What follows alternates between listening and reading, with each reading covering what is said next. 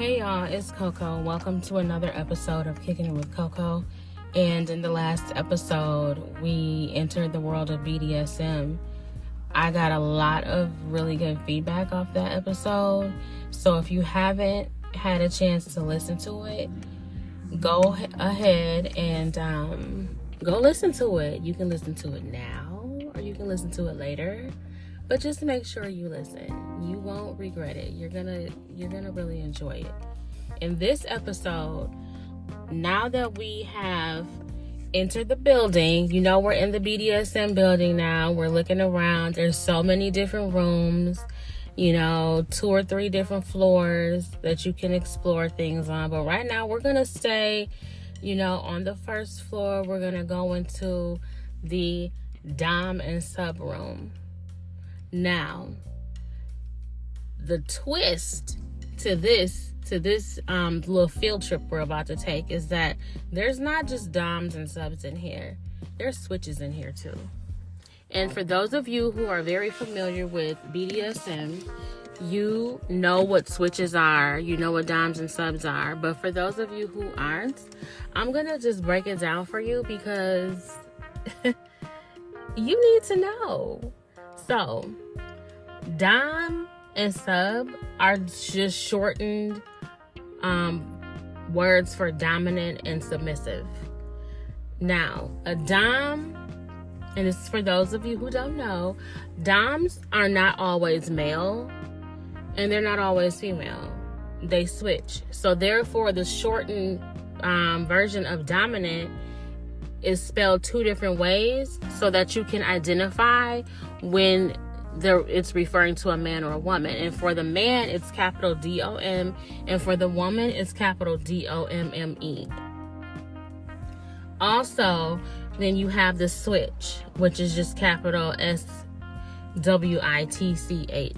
Now, the switch is a person who enjoys being dominated and they enjoy being submissive. I consider myself a switch because I enjoy both. They're for different reasons. I love being a dom, and I've experienced, and I shouldn't say I love being a dom because, well, I can say that because I've had some experience in that role with humiliation play.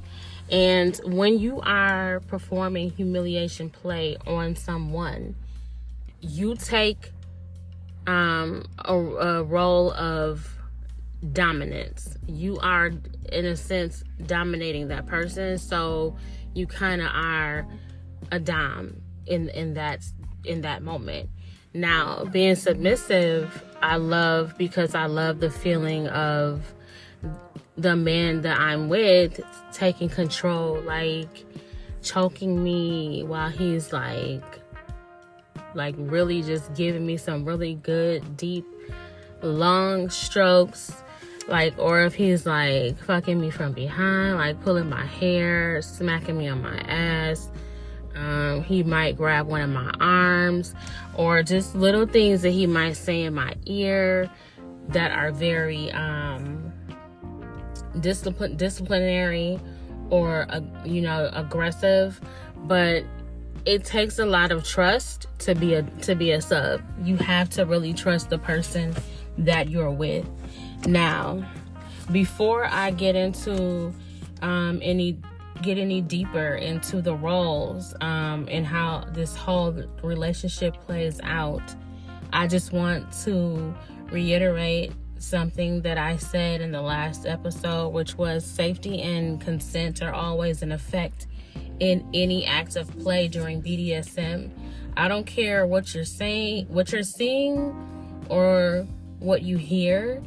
It's always consensual, and safety has already been established prior to that particular act taking place. So anything that is happening, the 2 people involved or all parties involved have already had a discussion on safe words and safe signals, and they've already given consent as to what they feel is okay to happen within that particular scene. Now, the reason why a safe signal may be needed is because with BDSM, a lot of different things can be going on. So if your mouth is restricted, you need a way to still tell the person who is dominating you, and the dom needs to be able to know when you need a break. Okay, so that's where the signal comes in. You can use your hands or your eyes or whatever it is you guys agree on. You can use that. Now, if your hands are bound, but your mouth is free, you need to be able to use a safe word. Now, there might be a situation where both hands and mouth are restricted. So therefore, you might need to use your eyes. Okay, or there might be something else that you guys agree on, another way to let it be known that, okay, we need to chill for a minute. And this is where the dom's paying attention to detail comes into play, because if he's paying attention to the person he's dominating, he or she is dominating, they can see that this person needs a break. Now, the dominant person can either be male or female, like I just said a little while ago in this episode, and as well as the submissive can be either too. So you can have a dom who's a man dominating another man, or he could be dominating a woman. You can have a woman who dominates another woman, or a woman who dominates a man. Or you can have two people who are dominating one person, a man and a woman who are dominating another woman, or two women who are dominating a man, or a man and a woman who are dominating another man. Like, it just all depends on how the dynamic is set up for the people involved, to which, for what they want to accomplish during that scene, like what they're trying to get out of that. So it can get really complicated, but that is why it's important to do your research and to learn about this, because if you're really interested in this and you really want to have become a part of this world, you really need to know how things are supposed to go, so that you don't do the wrong thing and no one can do the wrong thing to you, so that you're not going in blindly. But that's with anything, though. The dom is the dom, which is the dom, DOM for man. He is the male dominant in either situation. And the female is the DOMME. She's the female dominant in a BDSM sexual encounter or relationship. Now, the reason why they say sexual encounter or relationship is because not always are people who are involved who decide that this is what they're going to be doing. They're not always in a relationship with each other. Sometimes it's just strictly a BDSM arrangement where this is all that's going to happen. You don't even talk to each other after or before. Sometimes, and it just really depends on how the dynamic is set up between the people or the parties involved. So, for instance, there are a lot of doms who actually get paid to dominate people. Like, they literally get paid per hour for a session to take control of someone else, and sex never happens. There are people who pay to be dominated because it turns them on, but no genital sex ever occurs. It's all in the way in which the sub enjoys being dominated. And for me, the experience that I've had is humiliation play. The people that I have dominated they are into being humiliated. And because they're into being humiliated, it is my role as that type of dominant person in these sessions with the clients that I have. It's my role to literally talk to them like they ain't shit. That's how they like to be talked to. So I do that for them, but I stay within their boundaries. I only say the things to them that they want me to say. That way it's still a pleasurable experience for them, and they don't feel like they can't trust me, because there's something about me. Now, this is for me, it's only been online so far, but there's something about me that they see in my photos where they want me to be the one to humiliate them. Now, I don't know if they have other people that do that service for them, that dominate them in that way, but because I don't ask. I just, when they come to me, I perform the service that they want me to provide for them. I don't ask if they belong to anyone else or none of that. I just do what they want me to do, and I do a damn good job of it. Just being real. I'm really good at it. And I never thought, and I didn't think that I would be, because the first time I did it, I really did not understand why someone would want that. But then I remembered, okay, well, you know, people have their kinks, and this is what this person wants. So, hey, I'm going to give it to them. And I did it, and I have done it quite a few times now, several times now, and I enjoy it very much. Okay, so we're going to move right along. Now, the role of the Dom is more of a leader. He takes on the role of being a guide and an enforcer and a protector and or daddy, while the sub assumes more the role of pleaser, brat, tester, baby girl, and or servant.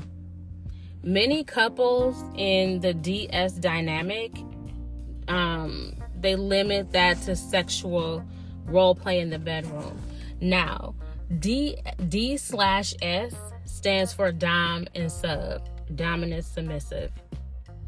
Even the way that it's written is letting you know what's going on, that it's a dominant, it's a control thing, because the D is capitalized and then the S is a lowercase s. So it even looks like there's control within the way the letters are written. And that's, you know, I picked up on that as soon as I saw it. Now, this particular, the rest of this information is from a blog that I got called MBG.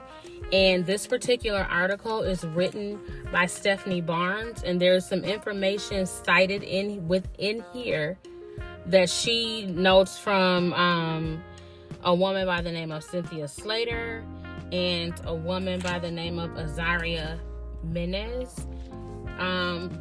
Those women have contributed some information to her article, and I just wanted to let you guys know that I'm not going to be saying things verbatim, but I like to cite my source because it's the legal and ethical thing to do. And once you've written like so many papers for college and high school, you will you've learned that citing your source is something you have to do so you don't have a lawsuit on your hands.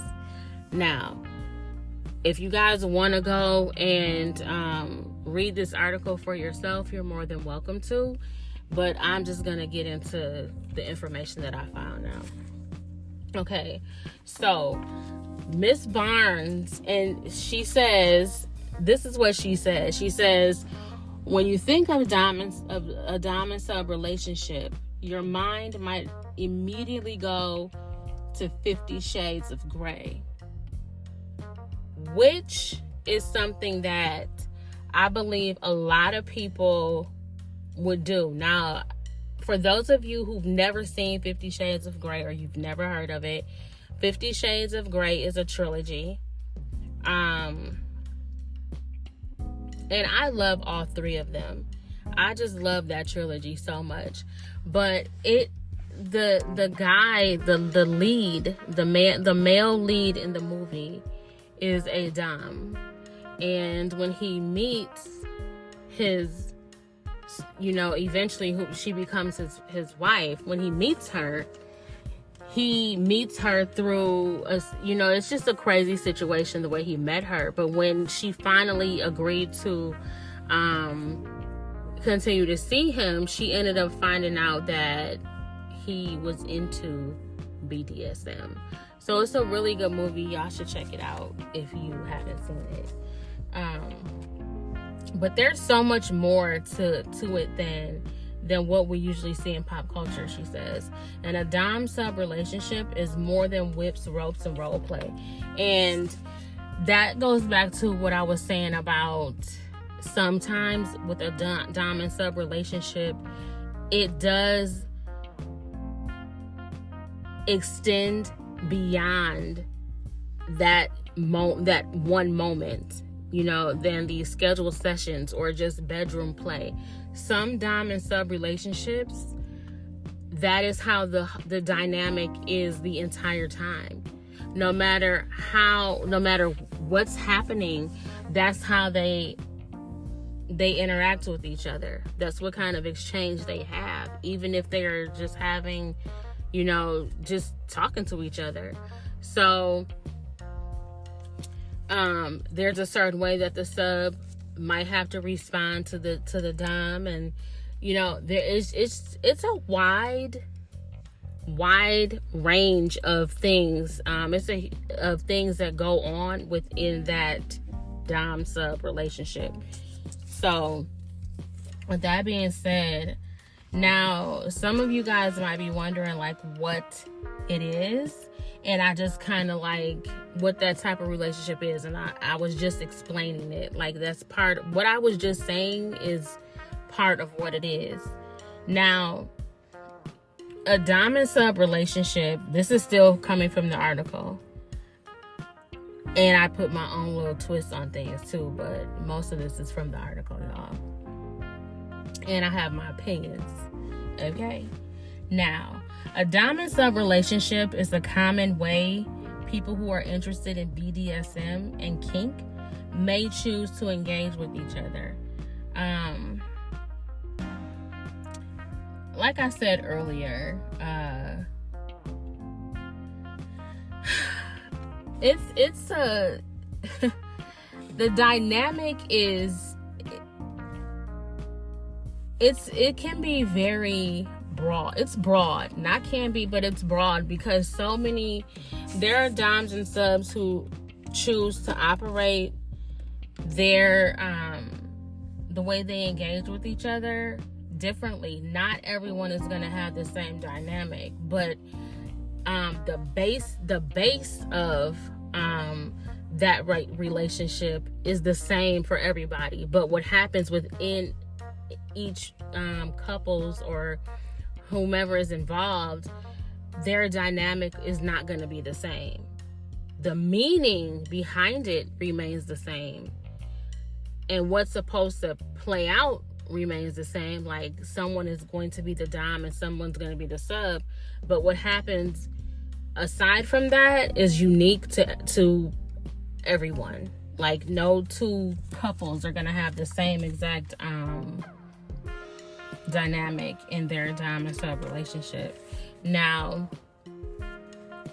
if you have someone who's a switch, the switch usually finds someone who's okay with things switching up, because you can't be a switch with somebody who only wants to be a dom. It's not going to work, because at some point the switch is not going to want to be a sub anymore. They're going to want to take control. And I take that back. I think you can be a switch with someone who only wants to be a dom, because you can find, if depending on what the agreement is within that, if you're a switch in a relationship and you are in a relationship with somebody who only wants to be a dom, if you have an open relationship because you want that person to understand that you need to take control sometimes, then you might have to step outside of that and then go and find you a sub. and then come back and be dominated by the person you're with. But like I said, it's a whole, it can get a little complicated, but you always have to do, as within any like regular relationship or just sexual encounter, what works for you and the person or other people involved. This type of relationship is a consensual, eroticized exchange of power. This definition was introduced by Cynthia Slater, one of the women that I just mentioned. Cynthia is an early leader in the she was an early leader, in the early leader in the San Francisco Bay Area BDSM community. And that's according to sexologist Carol Queen, PhD. So, moving along, y'all, this is a lot. Like, BDSM is a big world. It's like a conglomerate of shit that happens with it. That's basically what it is. Dom and sub relationships are the D and S, are the DS in the acronym BDSM. So they're the dominant and submissive part. Now, that stands for those of you who don't know what BDSM stands for, it stands for bondage and discipline, dominance and submission, and sadism and masochism. Now, the power differential between the dom and sub is sometimes memorialized with capital and small case letters D/S, which is something that I mentioned earlier in this episode. BDSM can be complicated. She goes on to say it can be complicated, but all these terms imply two things in particular: a person who acts on another and or does things to them, and power exchange. Now, the dom acts upon or does things to a sub. This is consensual and negotiated. This goes back to earlier in the episode when I was saying no matter what you see or hear, it's all consensual and everything has been negotiated beforehand. The acts performed are within the sub's boundaries of what they would like to experience and within the boundaries of what the dom wishes to do. So, not only does the sub have to give consent as to what they will allow, what they're, and let their boundaries be known so that the dom knows how far they can go and what is not allowed. The dom has to agree to those terms. They have to agree, okay, well, I'm cool with only doing this, or I feel comfortable with doing these things to you, so we can proceed.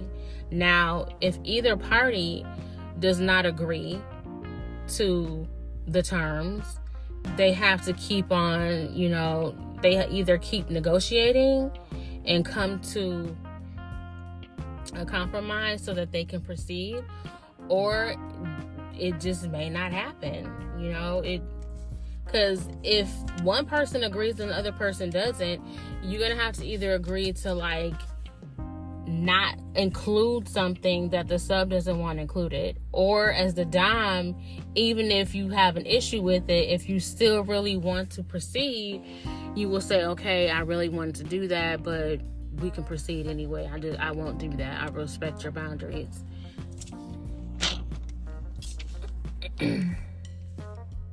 Excuse me, y'all. Okay. The notion of power exchange implies relative equality between the two or more partners. It's not a permanent state of inequality, since you cannot exchange power if you don't have some to start with. So, what that means is that there's an equal play of power here, and when the dom and sub session, when the scene begins, the power lies in the dom's hands, but the exchange happens when the sub says, okay, you have a green light to do these, to dominate me. Now, if there's no power to begin with, there's no exchange that can happen because there's no power on either side. But the exchange takes place. The exchange of power is able to take place because the sub has power also before the scene happens, before the act of play takes place, because they are the ones who say yes or no. You can do this, you can do that, you can't do this, you can't do that, these are my boundaries. That's where the power is with the sub.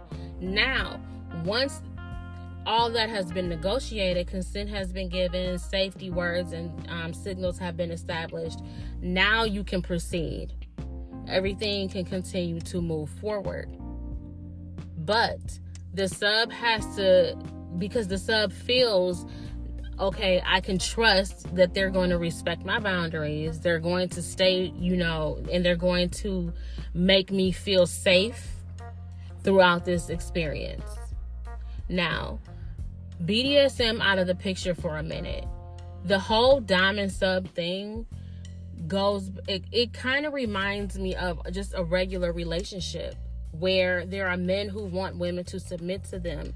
But as with the dom and sub dynamic, you have to be that man that a woman feels comfortable submitting to. Because if you haven't exuded any qualities, if you haven't made her feel safe, then submission is not going to happen. It's the same with the dom and the sub.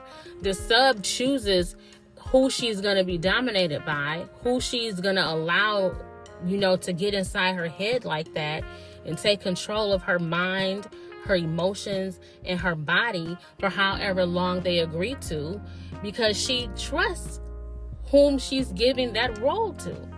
She trusts who she's relinquishing her power to. You can't want someone to submit to you simply because you're a man. That's not enough. You have to do something to make the woman feel that she can trust you enough to submit to you. Because if you don't display any type of qualities that deem you worthy of such a position, then you don't deserve it. You just don't. It is what the fuck it is. And I don't care who disagrees with it. I hate to be so blunt, but I'm just being real. That's just how it is. You have to be that dude. You gotta be that man for submission to take place, or it ain't gonna happen.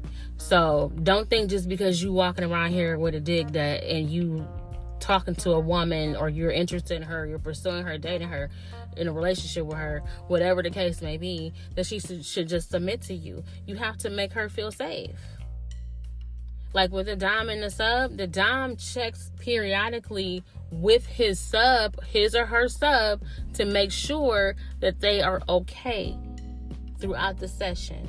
They check with them, and they check with them afterwards, because it's an extremely huge psychological, they're imposing on, you're going into, I don't want to say imposing because it's not an imposition, but you are literally getting into someone's mind, and I say that because they're allowing you to take control of them in that way. So their emotions have been relinquished because they're allowing themselves to feel certain things in that moment. Their power has been given to you, so their mind is open to whatever you're doing to them, and they're allowing it, and their body is yours for that moment.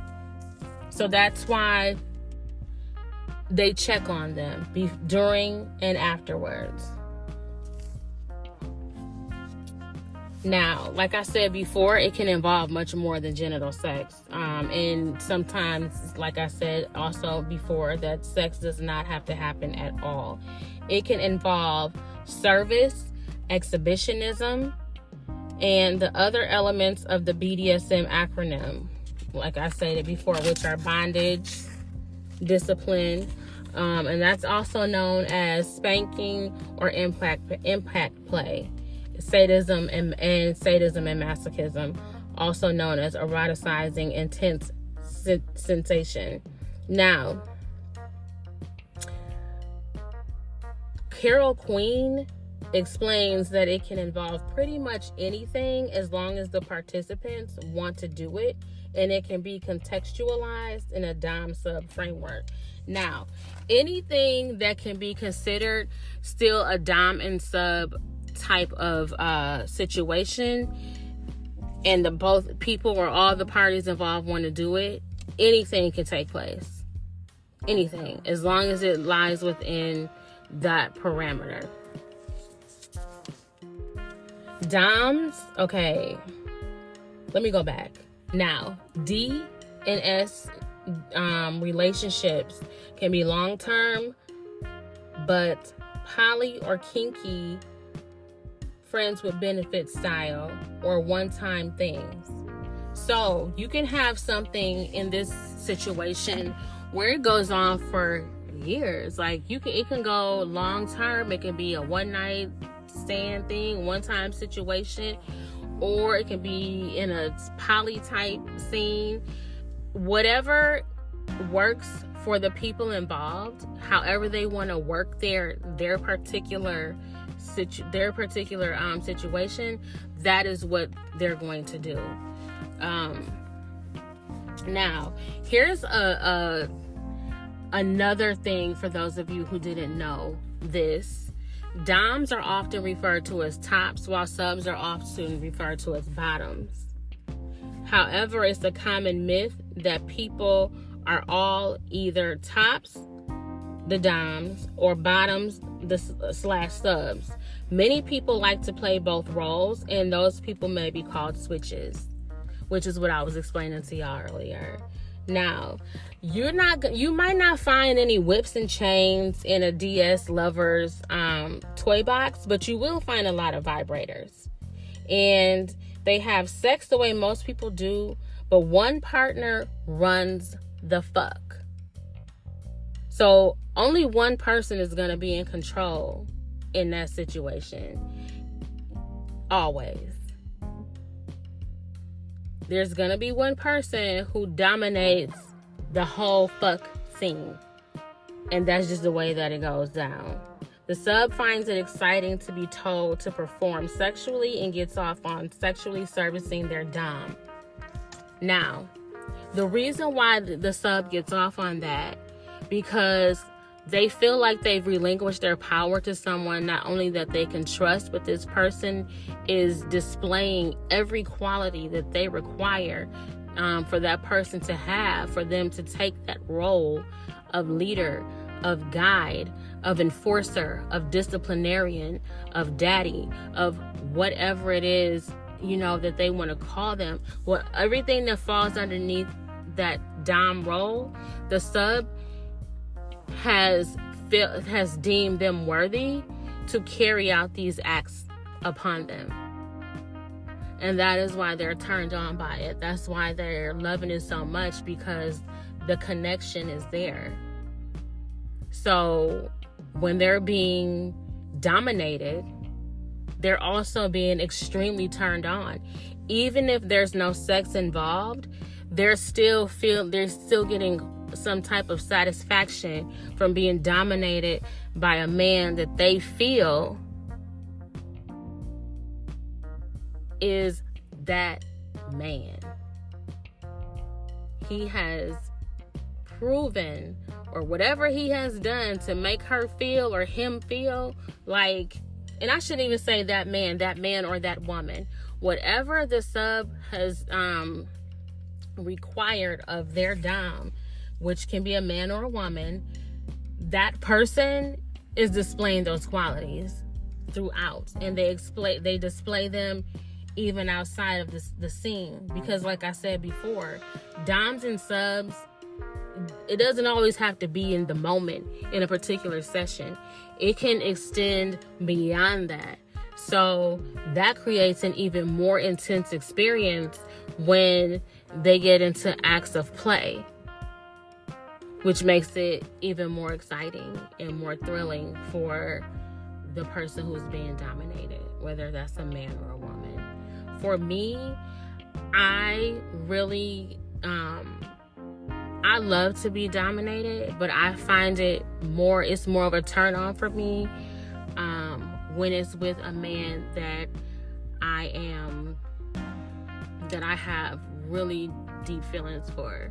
Like, even if I don't have deep feelings for him, if I have gotten to the point where I trust him enough to allow him to go there with me, to take control of me like that. So that's what makes it even more exciting for me, because I know that this man is not going to hurt me, but he's going to stay within my boundaries. He's going to respect me. If I say, I throw the safe word or safe signal in there, he's going to respect that, and he's going to stop, and he's not going to make me feel bad because I don't want to continue. He's going to understand, okay, well, she needs a break. And, like I said, when you're checking in with your sub throughout the session, you're making sure that they're okay. And after everything is done, you still want to check and see how they're feeling, because feelings can change afterwards. Like when you're in the moment doing, having sex or whatever it is you're doing for gratification, in the moment, you could be feeling amazing. You loving it and all kind of shit is happening. But when it's over, something might, things might change. Your thoughts might change about what just happened. You might not be okay with some of the things that went down, and you might be okay with everything that went down. But after it is over, the dom should really check with the sub to make sure that they're okay. And the sub should also ask the dom if they're okay, because sometimes the dom might give like, okay, I cannot, I don't know how I feel about, doing what I just did to her or him, depending on how many times they've experienced dominating someone, or depending on who the person is they're dominating. They might have a problem with it later on. Now, for people who have any type of traumas, if you have any type of trauma that you have not resolved as an adult, whether it's from a past relationship or it's from your childhood, you don't need to engage in BDSM until those get resolved, because it's extremely psychological. And at any point, even after you've given consent and safety has been established and things have been negotiated, at any point something could trigger you. Even if you take that particular thing and put it inside of your boundaries, like, no, we can't do this, it doesn't mean that it's not gonna creep up in your mind, in your subconscious, and fuck with you afterwards or even during. It doesn't mean that, because unhealed trauma spills onto people who have nothing to do with it. It's like you're bleeding onto people who have nothing to do with the wound, the open wound that you have. And you can't just slap a Band-Aid on it. You have to actually treat the wound and care for it properly, and then you can cover it up.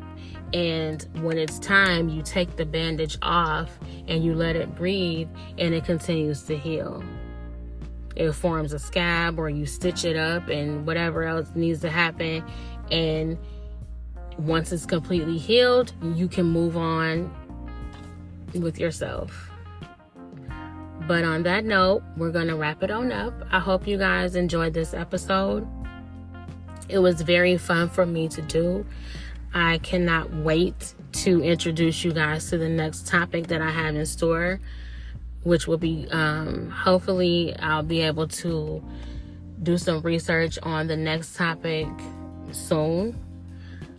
But in the meantime, in between time, y'all, have some sex. And even if you don't have sex, make sure you have some orgasms, whether you're solo dolo or with somebody or with somebody's. But have a lot of those motherfuckers. Talk to y'all later. Bye.